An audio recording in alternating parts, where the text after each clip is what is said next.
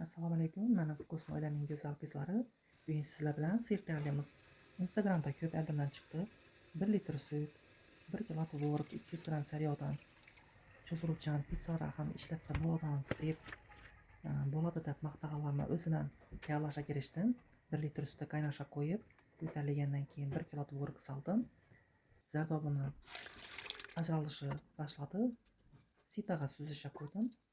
200 gram sariyog' damana qo'yib, saryog'imiz erigandan keyin sut bilan tvorogdan hosil bo'lgan massamizni saryog'ga solib aralashtirib berdim. Erishib boshlagan so'ng 2 tuxum sorisini ham solib tez aralashtirib tashladim. Shu o'rinda tez ishlash kerak. Tuxumni pishib ketmasligi uchun. Ko'rib turganlaringizda yana cho'ziluvchan bir chiroyli yumshoq massa hosil bo'lyapti. O'xshashak o'xshaydi. Mana bir hassatib ishlataman pitsalara. Bolalarım sushi non yaxshi ko'radi.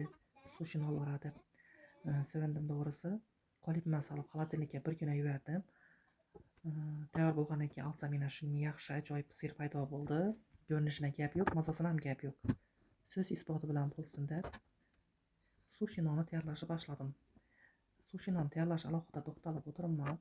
Uni hamma biladi, sir, mayonez, ukroп.